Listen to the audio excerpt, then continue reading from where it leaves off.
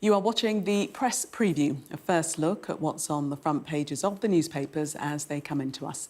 In the next half hour, we'll see what's making the headlines with broadcaster and financial analyst Albi Amankona and author and accessibility advocate Shani Danda. So let's see what's on some of those front pages for you now. Well, the Observer leads with Elon Musk's appearance at the protests and says America's richest man has called for the government to be overthrown. Home Secretary Yvette Cooper has vowed the UK will never give up on Ukraine and pledged new sanctions against Russia. That's on the front of the Mirror. The Telegraph leads with reports that Sir Keir Starmer appointed Lord Mandelson as ambassador to the US without fully vetting his links to paedophile Jeffrey Epstein. That story is also on the front of the Times, and they say that last week has been the worst in the Prime Minister's leadership so far. The Express claims Rachel Reeves has been branded a chancellor in name only after the PM created his own economic team in Number 10. The Daily Star reports on a couple who bought a card reader to their wedding so guests could help fund their honeymoon. Strictly contestant Vicky Pattison has said she fears nerves and anxiety will ruin her chances in the competition, which starts this weekend. That's on the front of the Sunday People. While The Sun features a tearful sit-down with fellow contestant Thomas Skinner over his extramarital affair. Well, tonight we are joined by broadcaster and financial analyst Albi Amankona and author and accessibility advocate Shani Danda. Welcome to both of you. Let us start with Elon Musk. He's very much got involved in a seemingly domestic story, the protest marches in London today. He appeared virtually via video link, and some of the things he's suggested, quoted as saying, calling for the overthrow of the British government. Albi. It's very typical Elon Musk style to say something quite outlandish and then almost derail British politics. You'll remember earlier on this year, it was Elon Musk's intervention that brought the grooming gang scandal back to the front of the news when he tweeted about it earlier on this year. And here he's dialed in via Zoom or Teams or whatever video calling conferencing service he used in order to speak at this rally. Now, what was this rally? It was called the Unite the Kingdom rally, organised by the conservative activists, some call him far-right, Tommy Robinson. Over 100,000 people attended today. The weather wasn't particularly good today. I actually met some of these protesters last night at the Charlie Kirk vigil. There was a lot of crossover between the people that went to that vigil and the people that went to this protest today. And there are a number... You met some of the people? Yes, I met some of them. I met some of them last night, and I was interviewing them for another broadcaster. And it was quite interesting, actually, talking to them. Lots of people had lots of different reasons as to why they were going to the protests today. Some of them were very, very unhappy with the level of immigration. Other people wanted to see more Christianity in UK society. Other people felt that the government just wasn't delivering what they said they were going to deliver. So I think to tar over 100,000 people as all far right would be wrong. Yes, there were some people there who were intent on causing trouble. We've seen police officers injured. We've heard racist chants being said. We actually heard one protester, I think, call for Keir Starmer's assassination. So there are some very unsavoury characters at this protest. But I think Elon Musk's intervention was thoroughly unhelpful. Shani, your view? Yeah, it doesn't really surprise me. Tommy Robinson has been allowed this huge access on the X platform, so it kind of doesn't surprise me that Elon made an appearance. And, you know, with what Albi was saying there, we've seen so much anticipation build up to this rally. We've seen different communities being attacked, you know, with hate crimes. I'm not convinced that this is just people joining this rally because they're upset about asylum seekers coming to our country. You know, speaking to my parents and my grandparents, they're like, this is the 80s all over again. And hearing those stories second and third hand and now seeing it play out is so scary. So do you think that the country as a whole then is moving towards the far right? Is that Is that what you're saying? I'm certainly seeing so much more of it. You know, I'm a Sikh Punjabi woman myself. I experience so much racially aggravated hate online, a lot of Islamophobic hate. You know, we've had so many attacks in the Sikh community that have been racially motivated, and we already knew that this was going to happen. You know, the first person that was attacked after the 9/11 bombings was a Sikh man in the US. So it's very scary for communities across the UK, and I think with the number of people that came out today, I don't know, I just feel like this is the start of something that's only going to get bigger. But certainly, as you were alluding to, Albie, there was an element that was intent on trouble in the Express, looking at the number of police that were attacked today in London.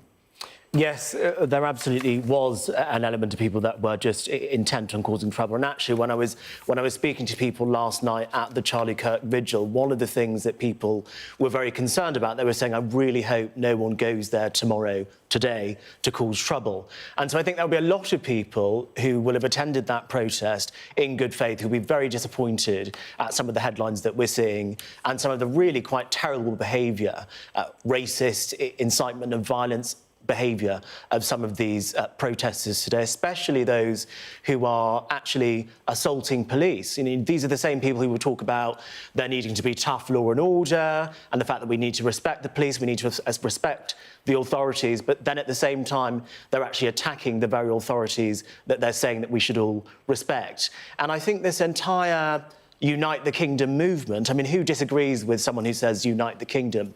The issue is some of the people who are involved in organising this march are not the unifying figures that the country needs. And that's what I find so frustrating about it. You'll find agreement on both the left and the right with people being unhappy with the direction that the country is going in. I'm pretty sure the protesters and the counter-protesters agree on that. Yeah. But the idea that Tommy Robinson is the person to unite the kingdom and be the figurehead of this movement that's going to bring everyone together, it's just for the birds, in my opinion. Yeah. Would you say that Elon Musk and some of the things that he had to say, that was inciting violence? You know, you either fight 100%. Back or you die. Yeah, if that's not inciting violence, I don't know what else is. And by the time he'd said that had already played out anyway. And this is, you know, coming from a group of people or a group of organisers say that they're doing what they're doing to protect women and children because they want to take the country back. None of that aligns with what we've seen today. And I agree with Albie, you know, people are there for lots of different reasons, and a lot of people don't feel like they're being heard. And if this is the only space for them to come and feel part of something, that's a huge, big red flag in our society, and that definitely needs to be addressed. Albie, let's return to the other story that's at the top of the agenda, and that is Lord Mandelson, the sacking of Lord Mandelson. Questions now being raised as to what Sir Keir Starmer knew and when, and whether the proper vetting procedure was applied in this instance. Yes, it's been another difficult week for Sir Keir Starmer, our troubled Prime Minister. Of course, 2 weeks ago he lost Angela Rayner as Deputy Prime Minister. This week he's lost Lord Mandelson, who was until recently the Ambassador to the United States of America.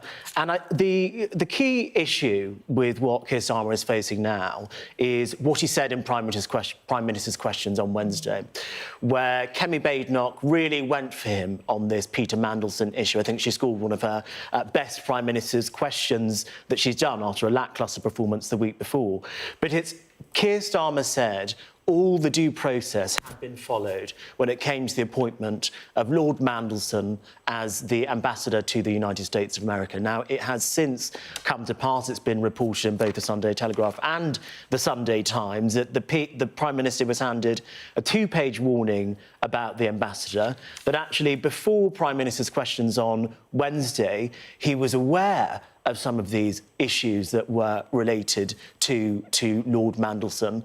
And so now he's being accused by some Conservatives of actually misleading Parliament. It's all starting to sound quite similar to, I remember, the dog days of Boris Johnson's time in government, when we start hearing people talking about misleading Parliament. And I think Keir Starmer's got a difficult couple of weeks. Of course, you've got the state visit of Donald Trump next week, then it's Labour Party conference, and we wanted to move the story on. But this Mandelson issue isn't going away, even though he's sacked him. Because, Shani, on the Wednesday, in Prime Minister's Question Time, he said that he had his full confidence in Peter Mandelson, Lord Mandelson. In this Sunday Telegraph article, they're suggesting that those within the government, the machinations of government, that the questions that were put to Peter Mandelson, he replied and was less than... well, quite economical with the truth. So they're shifting the blame away from Sir Keir Starmer. Yeah, and they're kind of shifting the blame onto the Foreign Office as well. And, when Keir Starmer was sticking up for Mandelson, his office had already received, this whole cache of emails the day before. So I think that points to a huge inconsistency. But I'm really worried about, what's been learnt from this and how is it going to be prevented again, from happening. This is a really serious issue, especially when, the Prime Minister is backing this person, vouching for this person. What is going to happen to prevent this from happening again? Keir Starmer can't afford for this to have happened in already a week that's been billed as his toughest week yet. It's pretty extraordinary to me that we've seen the Prime Minister 2 Wednesdays in a row at Prime Minister's Questions say he has the full confidence in, first, Angela Rayner, who was the Deputy Prime Minister marred in the stamp duty scandal where she didn't pay £40,000 enough stamp duty on a property that she bought. Full backing she had of the Prime Minister, and then a couple of days later she resigned.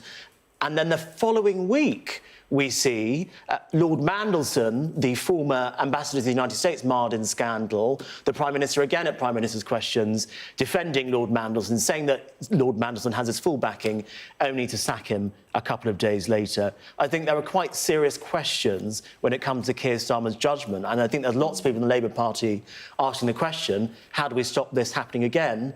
Is it maybe that we get rid of Keir Starmer? That's what we're hearing from some Labour sources now. That was the point that I was going to come to. Do you think this could be the undoing of Sir Keir Starmer? I think there have been a litany of issues that have led to Keir Starmer being in the position that he's in now. Another story that we've been hearing about over the past couple of days has been Andy Burnham, who is the mayor of Greater Manchester.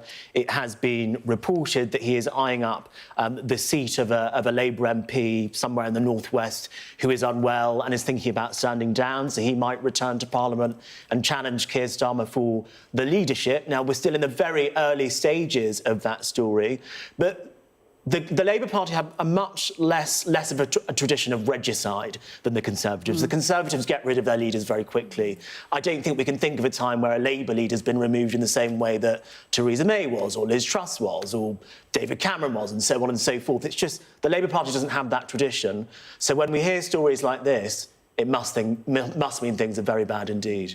We shall see if anything comes to fruition regarding the King of the North. Albie and Shani, thank you very much for the moment. Coming up, the Sunday Express says MPs are urging the government to heap pressure on Donald Trump to give Britain a better tariffs deal. We'll discuss that when we come back. Stay with us.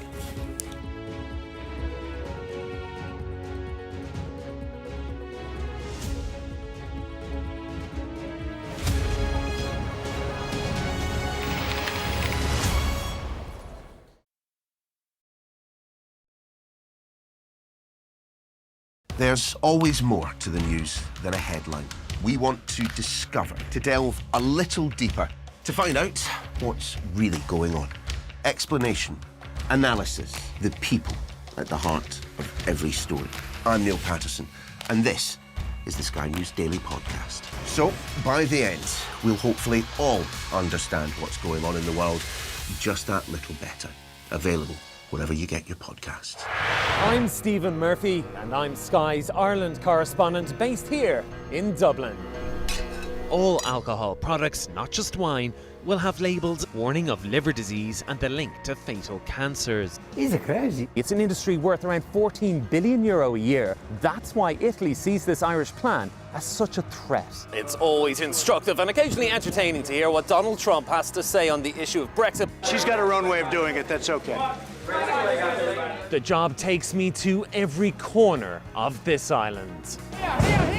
The rioting stemmed from a horrific daytime stabbing attack at a primary school in the city centre.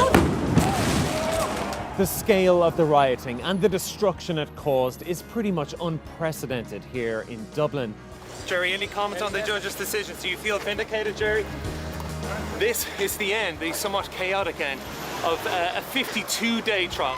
Micheál Martin could be set to head back to government with the Taoiseach Simon Harris. Are you confident that you can now return as Taoiseach? I'm cautiously optimistic and excited. A mystery press conference hastily called. Leo Varadkar strode out and didn't disappoint. I am resigning as President and Leader of Fine Gael effective today.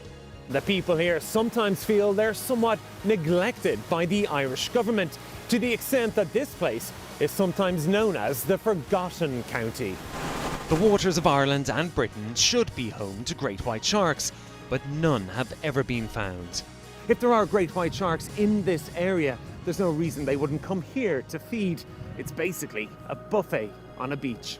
This could be not only a record-breaking storm, but potentially the most dangerous storm ever to hit Ireland.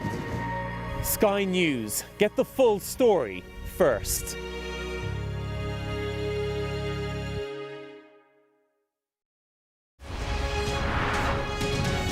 Our app gives you the very best of Sky News wherever you are. Breaking news, videos, analysis, up at 6%. Podcasts, watching us live. Joins us live all in one place and all at just the touch of a screen. The Sky News app. Get the full story first.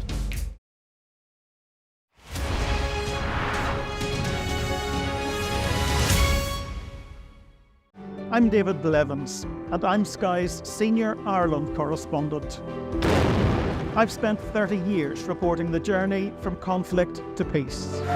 The end of the political stalemate, the start of a new chapter for Northern Ireland. Catholics and Protestants now facing the same threat.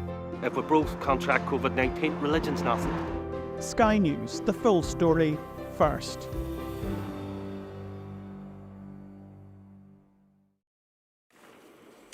Welcome back. You are watching the Press Preview. Still with me, broadcaster and financial analyst Albie Amankona and author and accessibility advocate Shani Dander. So let's take a look in this section, first of all, at the Sunday Telegraph and this story on the front page. First Channel migrants to be sent back to France tomorrow. The first Channel migrants are to be deported on flights as early as tomorrow under Sir Keir Starmer's one-in, one-out deal with France. Shani. Personally, I feel like it's a bit gimmicky, the whole one-in, one-out policy.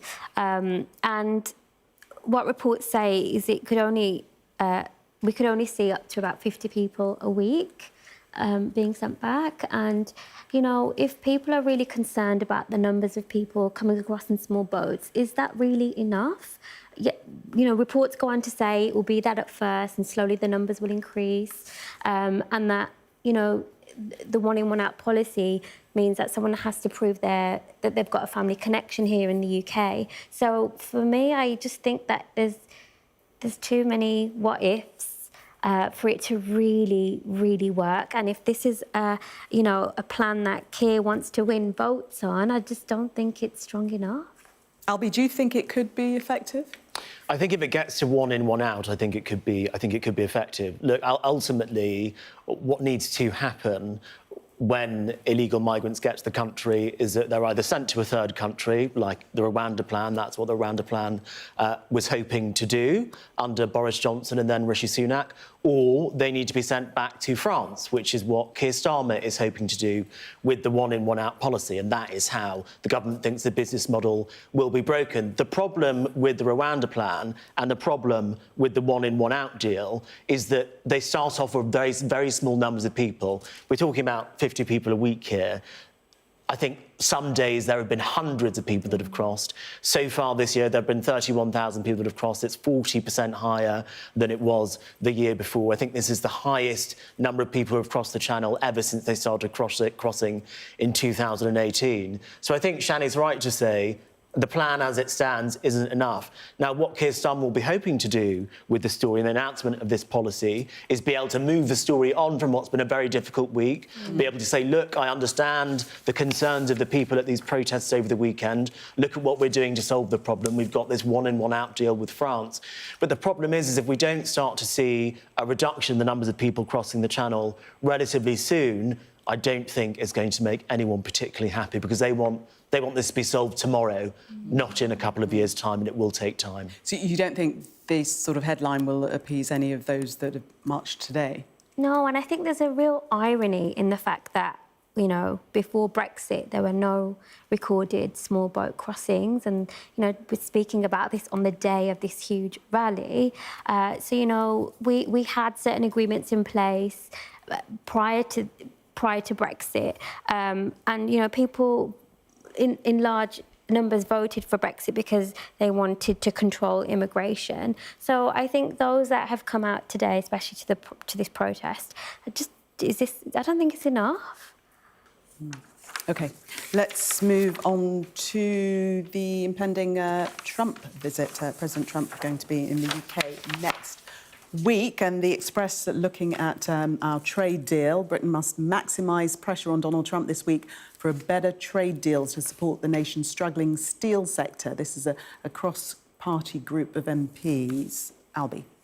Yes, so Donald Trump is, of course, coming to the UK for an unprecedented second state visit. And this article by David Williamson in the Sunday Express really goes into quite a lot of detail about what this cross-parliamentary group of MPs want to see as a result of this state visit, and that's an improved trade deal between the UK and the US. Now, despite the fact the UK was one of the first, if not the first country to sign what is called a trade deal with the United States of America, the terms of the trade deal actually put Britain on less favourable terms with the US than we were before.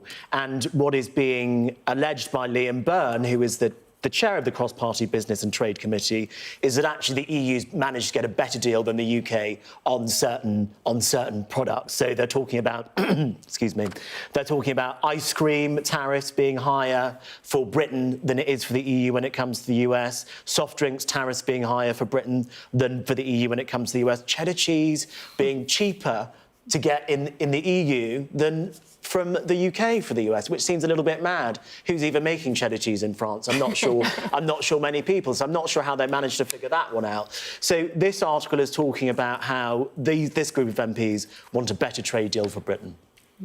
Let's just go to the Daily Star, because we're running out of time. And this, well, very interesting and novel way of getting wedding gifts that this couple have embarked upon, shall we say, Shani? I think this is a brilliant idea. Who hasn't received gifts that they don't want? They've already got something of. This is brilliant. I wish I had an opportunity to do something like this myself. Albert, it does put pressure on the guest, though, to sort of donate quite a large amount, I think. I don't know whether to be impressed or horrified, but I would imagine that if it all depends on when this card reader came out. If it was before everyone was drunk, people might be a bit stingy. If everyone had a few wines, they might just be tapping into oblivion. Albert and Shani, I think it's best to say teetotal at weddings from now on. Thank you both. Thank you. Hear that whistle and that crunch? We know that they're coming from the south of the city, where there's a column of Russian armoury. I'm Alex Crawford, and I'm Sky's special correspondent based in Istanbul. Look at that sheet of flames, and that has happened within minutes, and now it's coming from both sides, and it's moving this way.